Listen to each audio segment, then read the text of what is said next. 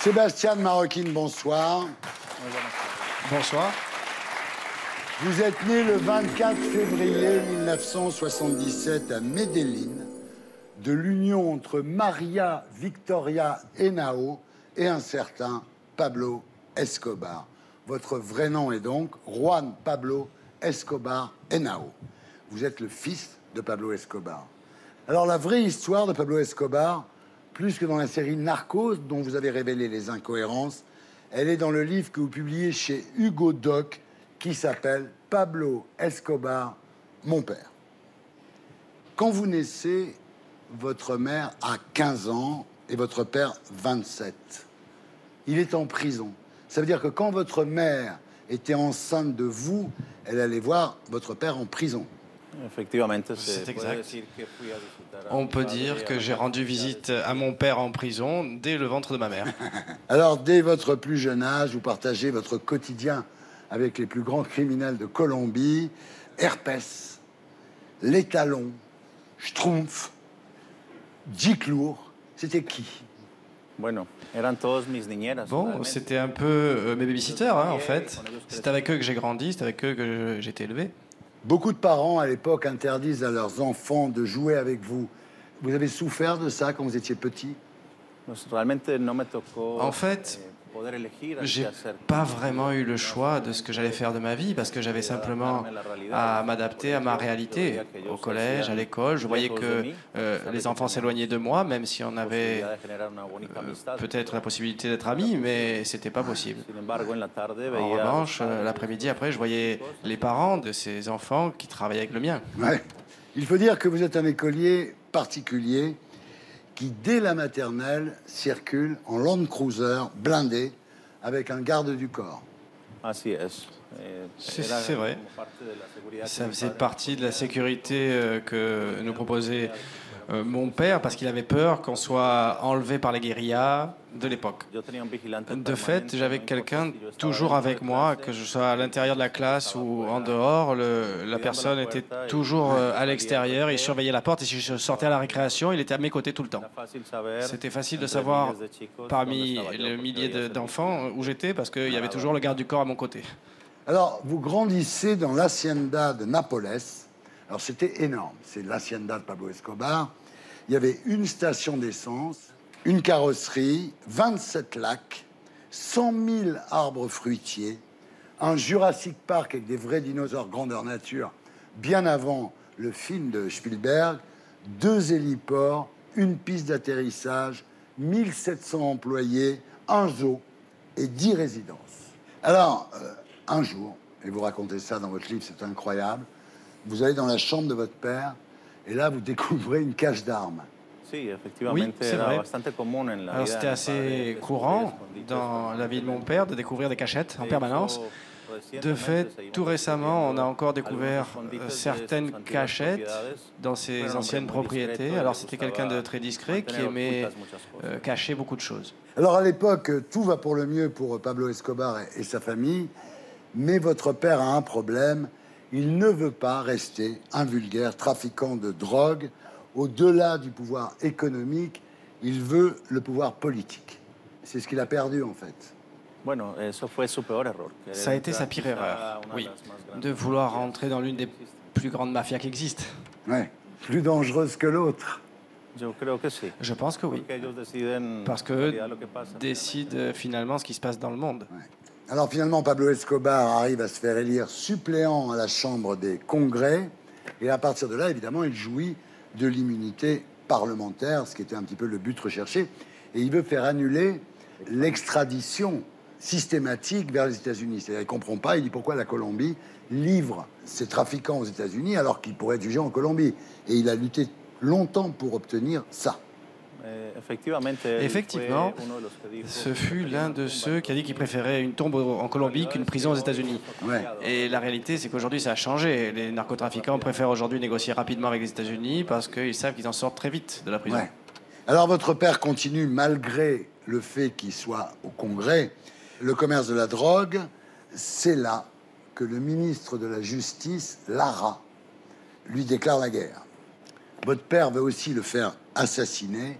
Donc là, ça commence à être très, très, très violent, là. Ça devient une lutte personnelle. On sort de la politique et mon père essaie de convaincre le ministre avec de l'argent, avec des menaces, et le ministre, bien entendu, est quelqu'un d'honnête. Il ne veut pas céder, et finalement, ça lui coûte la vie. Mon père, un jour, décide d'assassiner le ministre, et c'est ce jour-là qu'il se retire aussi de la politique. Alors, vous partez avec votre mère, qui est enceinte de 8 mois, vous vous cachez au Panama à ce moment-là, et là, changement complet de style de vie, vous vivez dans un appartement minable, vous mangez au KFC, vous prenez des douches avec des sandales pour éviter la crasse. Oui, après, le général Noriega nous a prêté une résidence très jolie où nous avons pu vivre après. Mais ça n'a pas duré longtemps. Ces jolies choses ne durent pas trop dans cette vie. Oui, parce que les négociations entre votre père et le gouvernement colombien sont divulguées par le journal El Tiempo. Et là, vous devez fuir à nouveau. Vous allez au Nicaragua. Vous avez 7 ans à l'époque. Hein. C'est une vie quand même très compliquée quand on est un enfant. Depuis l'âge de 7 ans, je fuis et je me cache comme si moi, j'avais ordonné les assassinats de tout le monde. On m'a poursuivi aussi parce que pour les autorités, c'était difficile de faire la différence entre fils et père. Ouais. Alors ensuite, c'est le retour en Colombie. Pablo Escobar obtient enfin l'abolition de l'extradition sans procédure. Et ce répit vous permet de vous installer dans un luxueux duplex de l'immeuble Monaco à Medellín, comme un duplex qui faisait 1500 mètres carrés quand même. Et vous aviez de la place, vous avez beaucoup d'argent. Oui, c'était pas facile à nettoyer par contre. Hein. Et là, votre mère, qui était assez marrante, quand vous avez fait votre première communion, elle a envoyé en jet privé le cuisinier de la famille en Suisse pour choisir les chocolats. Ensuite, à Paris, pour choisir du Pétrus 71. Alors, il y avait 20 bouteilles de Pétrus 71. Vous en avez fini la poubelle, malheureusement. Ouais. Pourquoi? Parce qu'un ignorant a dit qu'elles étaient trop vieilles. Oh. Mais un jour, une voiture piégée est lancée contre l'immeuble Monaco. La dalle de béton du toit s'effondre sur vous. C'est votre mère, encore une fois, qui, dans un effort surhumain, arrive à vous sortir de là des débris de l'immeuble. Oui, c'est un miracle que nous ayons survécu. 12 personnes, 12 hommes ont essayé le lendemain de soulever le toit, que ma mère a soulevé toute seule, pour me sauver. Pour que tu te fasses une idée de l'ampleur de l'explosion, dans 1 kilomètre à la ronde, les vitres de la ville ont complètement explosé. Le lendemain, les journaux annonçaient que Medellín s'était réveillé comme Beyrouth. En fait, c'est pas du tout la police qui a fomenté ça, c'est le cartel de Cali. Parce que désormais, votre père, Pablo Escobar, a 2 ennemis, le gouvernement colombien et le cartel de Cali. Le chanteur. Après, la police nous a mis aussi des bombes. Quand votre père finit par libérer ses derniers otages, le gouvernement propose qu'il soit enfermé dans une prison construite par lui-même, qui s'appelait la cathédrale. Bon, c'est le seul délinquant, à ma connaissance de l'histoire, qui a financé et construit sa propre prison et qui a ordonné au gouvernement quelle loi il fallait qu'il prenne pour qu'il puisse en profiter lorsqu'il se rendait volontairement, entre guillemets. Le fait est que mon père a soumis le gouvernement à sa volonté à travers le terrorisme et tous ces enlèvements. Là, votre père, Pablo Escobar, mène une vie assez confortable dans cette prison. Et il réorganise son cartel sous le nez du gouvernement, en fait. Il gérait ses affaires tout à fait normalement. Oui, effectivement. Alors, au début, il laissait entrer la presse lorsqu'il n'y avait rien. Et puis, dès que la presse est partie, c'est les jacuzzis, les téléviseurs qui sont rentrés. Tout ce qu'il y avait de bon, quoi. Alors, jusqu'au jour où les autorités colombiennes veulent le transférer dans une autre prison. Et là, votre père réussit à s'échapper de la cathédrale. En fait, quand il avait fait construire la prison, il avait prévu un mur très facile à écrouler et il s'échappe. Effectivement, oui, c'était l'une des choses qui nous faisait penser que notre père avait toujours un coup d'avance par rapport aux autres. C'est lui qui a dessiné sa prison et donc il a dessiné son plan d'évasion avant même la prison. Et l'armée colombienne a mis 12 heures à comprendre comment ça avait pu se passer. Ouais. Alors, Pablo Escobar, à partir de là, est à nouveau en fuite. L'escalade de la violence continue. Il a fait quand même exploser pas moins de 12 voitures piégées à Medellín, hein, votre père, quand même. Hein. Oui, et je crois que c'était un peu le début de la fin pour mon père. D'avoir choisi de s'échapper de cette prison, c'est sans aucun doute ce qui a marqué sa fin. Beaucoup de ses anciens amis se sont rassemblés contre lui et ils ont décidé de l'éliminer. Vous-même êtes arrêté à l'âge de 15 ans et vous dites aux policiers qui vous arrêtent, mais qu'est-ce que j'ai fait? J'ai rien fait. Bah non, ils disent, on veut juste s'amuser un petit peu avec le fils de Pablo Escobar, voilà.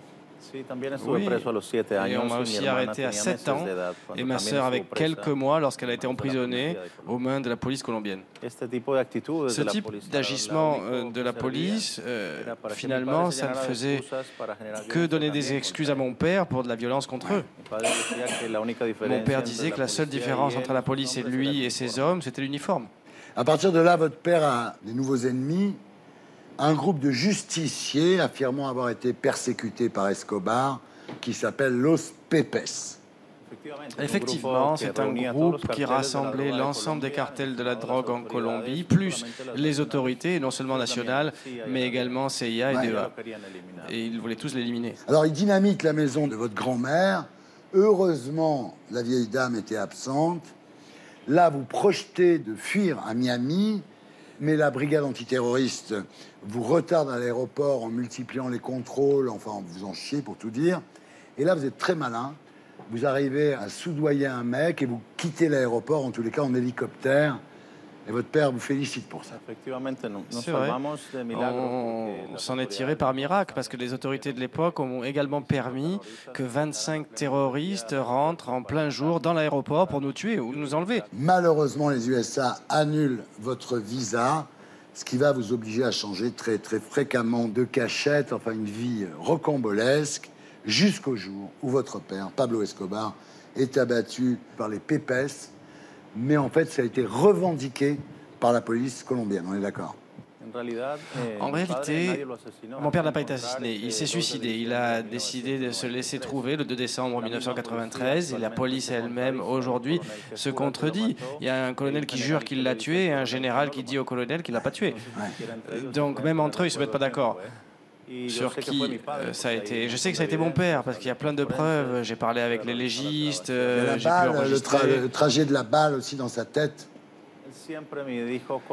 Il m'avait toujours expliqué comment il allait se suicider. Il m'avait appris à me suicider correctement pour être mort sur le coup. Et le tir est arrivé exactement là où lui m'avait dit qu'il le mettrait. Et pour nous, la mort, c'était pas un tabou, ou la possibilité du suicide, c'était pas un tabou, face à des ennemis qui, s'ils t'attrapent en vie, allaient te torturer et jusqu'à t'assassiner. Quand votre père s'est suicidé, vous veniez de lui parler au téléphone, en fait.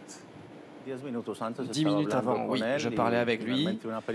Et finalement, une journaliste, 10 minutes après, m'informe que mon père était mort. Alors au début, j'ai eu du mal à le croire parce que, bien sûr, il y a un laps de temps si court entre l'appel téléphonique et la nouvelle que j'y crois pas. Donc j'ai commis l'erreur de menacer le pays, de réagir à chaud et de dire des mots très court, hein, 5 secondes, mais qui aujourd'hui demeure, et je vis toujours en exil. Là, vous aviez deux possibilités, effectivement. La première, c'est venger votre père, et c'est ce que vous avez déclaré sur le moment, mais ça se comprend. Bon, mais en fait, l'autre solution qui était s'occuper de votre famille, c'est celle que vous avez choisie. Et est-ce que vous faites C'est ce que j'ai fait. Bien entendu. C'est ce que j'ai fait. Ce qu'il y a, c'est que des menaces dans la bouche du fils de Pablo Escobar, c'est pris au sérieux. Et moi, j'étais pas conscient de ça. Là, vous êtes dépossédé de tous les biens de votre père, évidemment, en Colombie. Vous changez de nom. Vous devenez donc Sébastien Marroquín et vous vous installez à Buenos Aires, où vous obtenez un diplôme d'architecture. Donc, vous rentrez vraiment dans une vie, je dirais, normale. Vous vous mariez avec la bénédiction de l'archevêque de Buenos Aires, qui n'est autre que le pape François. Effectivement, c'est lui qui a autorisé mon mariage hors Église, parce que l'Église exigeait que ça ait lieu dans un environnement religieux, c'est-à-dire dans une église. Mais pour nous, pour des raisons de sécurité, on ne pouvait pas exposer la famille. Donc, lui a très facilement compris cette réalité, il a accepté, il a autorisé que l'on se marie à l'extérieur de l'église. Vous allez rencontrer le pape François? Je vais le voir en Colombie prochainement. Alors, il y a une question qui me taraude l'esprit. Comment expliquez-vous que votre père, qui était quand même un trafiquant de drogue, un criminel, comment expliquez-vous qu'il ait une bonne image, que les gens en général l'aiment bien? C'est dû à quoi? Bon, je crois que on ne peut pas se tromper. Pablo Escobar, connu aujourd'hui grâce aux séries de télévision où l'on glorifie son activité criminelle, beaucoup pensent que c'est un héros. Ouais. Moi, je n'oserais jamais glorifier les crimes de mon père ni son comportement. Mais c'est vrai aussi qu'il a aidé beaucoup de gens, de pauvres gens. Il a donné des logements, des milliers de logements aux pauvres, des centres de santé, des centres de sport. Paradoxalement, pour qu'ils ne consomment pas de drogue, financés par l'argent de la drogue.